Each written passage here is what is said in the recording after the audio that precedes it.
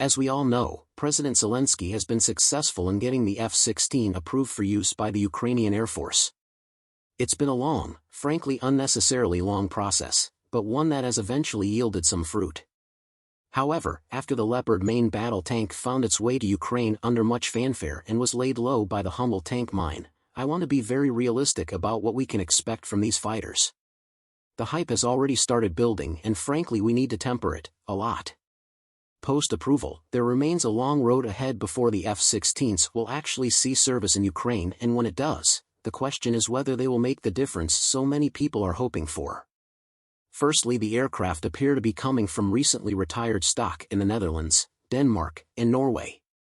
These are F-16AM or BM aircraft that were acquired in the 1980s and upgraded in the 1990s. They have high-mileage airframes with aging radars, but their software allows them to employ some of the most modern weapons in NATO inventory, which will give the Ukrainians some scope to grow their capabilities. Once Ukraine has the aircraft, they must be able to operate and maintain them, and there are challenges to each. The biggest issue is the supply chain for the aircraft, acquiring sufficient spare parts, allocating funding for operations and support, implementing a maintenance inventory system, training maintainers, and acquiring an ongoing supply of weapons with which to arm their aircraft. All of this means that the situation is far more complicated than simply training Ukrainian pilots and delivering a handful of well-used F-16s. These issues must be addressed if Ukraine wants to be able to consistently fly them. Despite the determination of the Ukrainian mechanics, without plans to support these aircraft, they will break down rapidly and become expensive stationary targets for Russia.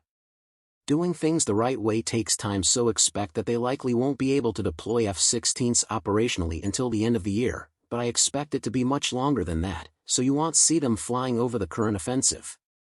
Even with adequate supply and maintenance, the F-16 isn't plug-and-play. Like any complex weapons system, it was designed to fulfill a particular set of roles within an existing military structure with a unique doctrine and culture. To get the most out of the airplanes, the Ukrainians will have to adopt more of the practices and techniques inherent to the plane's design. The F-16 was designed to help the U.S. Air Force beat the Russian Air Force, and training the Soviet style of flying out of the pilots is going to be extremely difficult, especially when you look at how the Army took Western machines into battle and used them according to Soviet doctrine, thereby totally nullifying the potential benefits. The F-16 was designed to be a lightweight, multi-role fighter capable of doing many missions well, but it is a jack of all trades and frankly a master of none. In some ways, it's worse than current Ukrainian fighters. For example, they were never intended to be operated from improvised airfields where they run a much greater risk of ingesting debris into their engines and where their land gears are distinctly weaker than their Soviet-made Ukrainian counterparts. Another area where they are at a disadvantage to the latest Russian aircraft is air-to-air combat.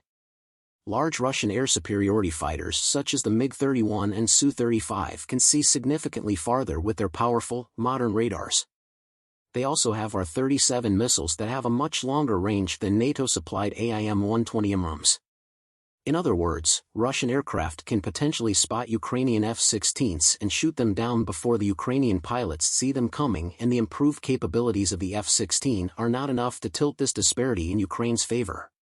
Because of the reach of Russian air superiority fighters, Ukrainian fighter pilots often break off missions early, or operate far behind their own front lines. F-16s would operate with the same constraints, limiting their ability to perform air-to-surface missions with relatively short-range weapons like the JDAM bomb guidance kits. Then there are the numbers, with 42 confirmed F-16s going to Ukraine being heavily outnumbered by at least 400 high-performance fighters currently in operation for Russia.